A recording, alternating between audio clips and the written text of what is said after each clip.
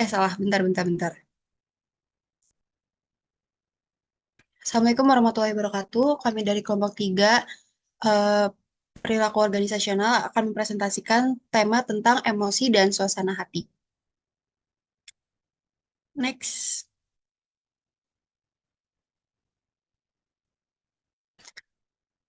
Izinkan saya memperkenalkan kelompok saya. Yang pertama ada Rizal Kurniawan dengan NIM akhir 073. Ada Fania Zimatul dengan NIM akhir 370. Dan saya sendiri Maldira Quinta dengan NIM akhir 386.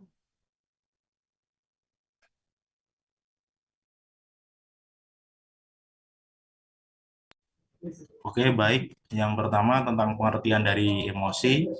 Emosi menurut Robin Stephen Timothy 2023 merupakan pengalaman perasaan yang intens, terpisah, dan berjangka pendek seringkali disebabkan oleh peristiwa tertentu. Emosi menurut Covey tahun 1993 merupakan kondisi penyesuaian organis sebagai akibat menghadapi situasi tertentu sehingga emosi disebabkan karena gejala psikis.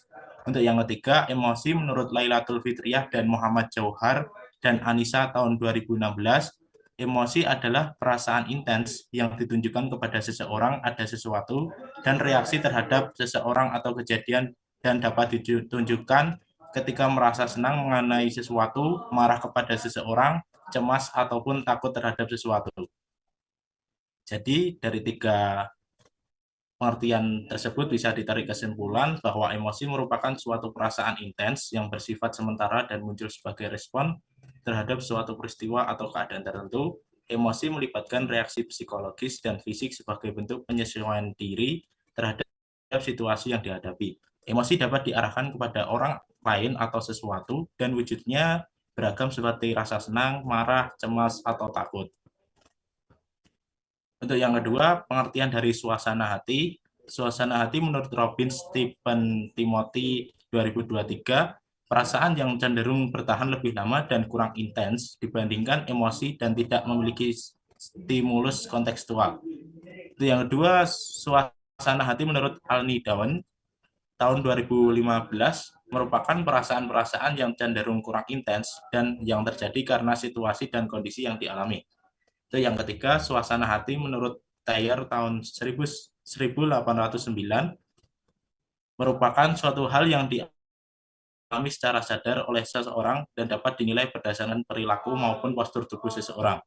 Jadi bisa disimpulkan bahwasanya suasana hati atau mood adalah suatu kondisi perasaan yang lebih bertahan lama namun kurang intens dibandingkan emosi.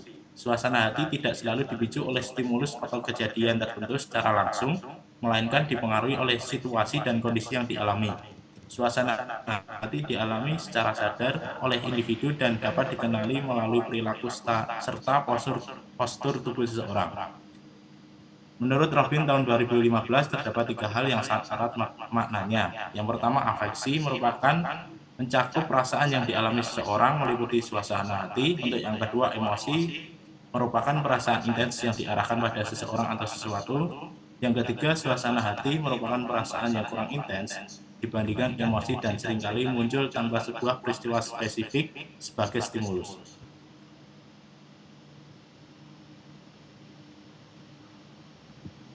Selanjutnya ada perkembangan teori emosi dan suasana hati. Di sini ada beberapa perkembangan teori dari teori lama. Yang pertama ada Emotion Theory in Transformational Leadership dari Arnold tahun 2015. Arnold dan rekan-rekannya mengeksplorasi hubungan antara emosi pemimpin transformasional dan pengaruhnya pada kinerja dan kesejahteraan karyawan.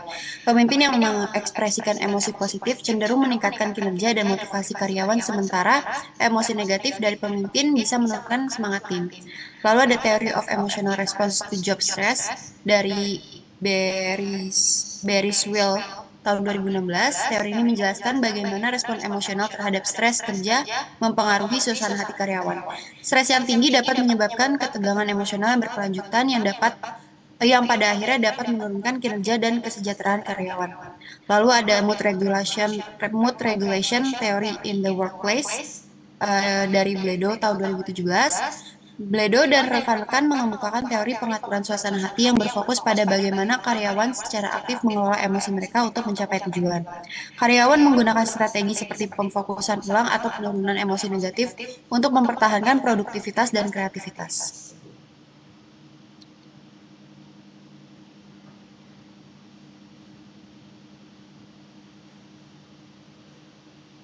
Lalu ada Theory of Daily Emotional Events and Performance dari Madrid. Madrid dan rekan-rekannya mengembangkan teori bahwa kejadian-kejadian emosi kecil sehari-hari di tempat kerja, baik positif maupun negatif, berdampak langsung pada suasana hati dan pada akhirnya mempengaruhi kinerja karyawan secara keseluruhan. Lalu ada Theory of the Influence of Mood and on Creativity and Performance. Teori ini mengeksplorasi hubungan antara suasana hati karyawan dan kreativitas. Menurut Amabil dan Pratt, suasana hati positif meningkatkan kreativitas dan inovasi dalam pekerjaan, sedangkan suasana hati negatif dapat memperlambat proses berpikir kreatif. Lalu juga ada Theory of the Influence of Emotions and Team Collaboration dari Knight pada tahun 2020. Knight dan koleganya meneliti bagaimana emosi anggota tim mempengaruhi kolaborasi dan kinerja tim. Emosi positif meningkatkan koordinasi dan komunikasi dalam tim, sementara emosi negatif dapat memicu konflik dan menghambat kinerja.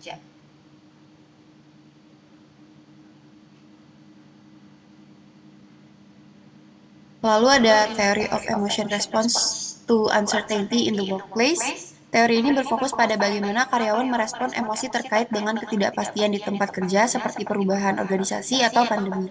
Respon emosional karyawan terhadap ketidakpastian dapat mempengaruhi kinerja dan kesejahteraan mereka. Lalu yang terakhir ada Theory of the Influence of Emotions on Organizational Change. Humphrey mengeksplorasi bagaimana emosi karyawan mempengaruhi kemampuan organisasi untuk beradaptasi terhadap perubahan. Emosi positif dapat mempercepat adopsi perubahan, sementara emosi negatif bisa memperlambat proses transformasi organisasi.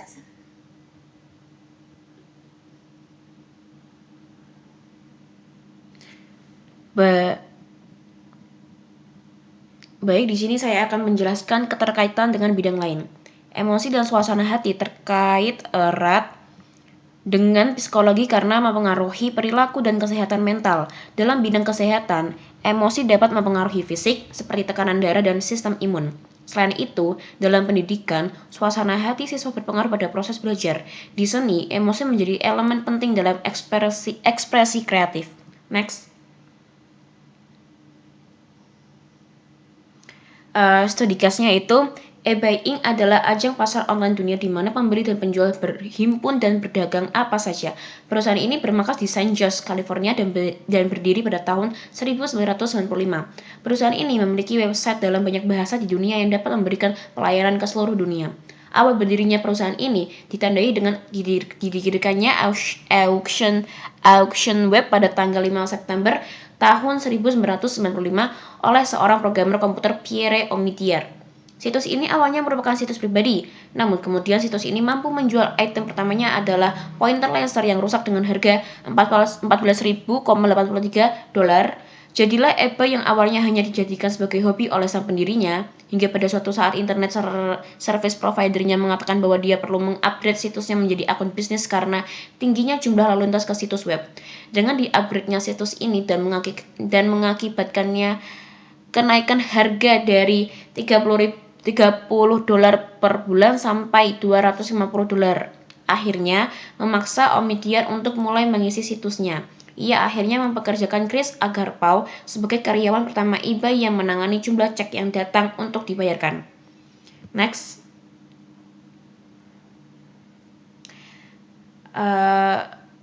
Studi case yang lain yaitu pada tanggal 20 Desember 2010, eBay mengumumkan akuisisi sebuah klub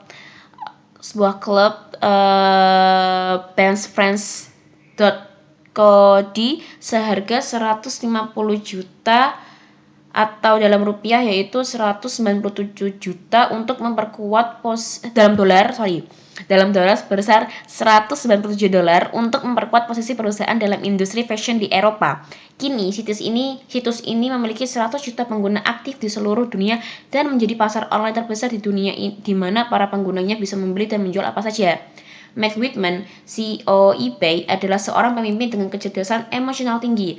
Sejak pendiri eBay Pierre Omidyar memilih Whitman untuk mengubah perusahaan barunya menjadi perusahaan global, ia muncul sebagai seorang bintang dalam sebuah pekerjaannya menuntut interaksi sosial dengan para karyawan, pelanggan, dan pemimpin politik di seluruh dunia. Whitman dideskripsikan sebagai seorang yang percaya diri tetapi rendah hati, dapat dipercaya, sensitif secara kultural, serta ahli membangun tim dan memimpin perubahan. Diperlihatkan di sini, Whitman menyambut Gloria Arroyo, Presiden Filipina, salah satu negara di mana eBay mempunyai situs lelang saat berkunjung ke markas pusat eBay. Next. Evaluasi studi case. Berikut adalah evaluasi studi case eBay melalui beberapa indikator tersebut. Yang pertama yaitu pertumbuhan bisnis. Keberhasilan eBay dalam skala bisnis dapat dilihat dari transformasinya dari sebuah situs pribadi bernama Action Web menjadi pasar online terbesar di dunia. Yang kedua yaitu inovasi. eBay menunjukkan inovasi yang berkelanjutan dalam bisnis e-commerce dan perdagangan online.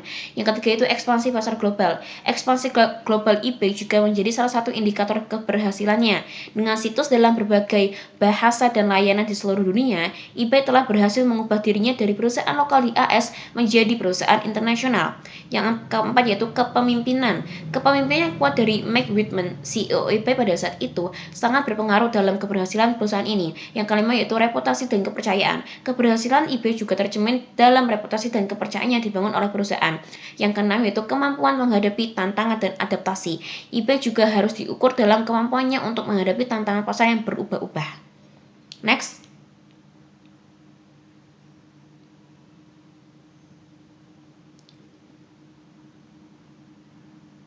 Oke, berikut adalah daftar pustaka dari sumber-sumber yang kami cantumkan di PPT. Untuk sekian dari presentasi kami, untuk kesalahan ataupun saran kami terima. Mohon maaf bila ada kesalahan. Assalamualaikum warahmatullahi wabarakatuh. Waalaikumsalam warahmatullahi wabarakatuh. Oke, ya.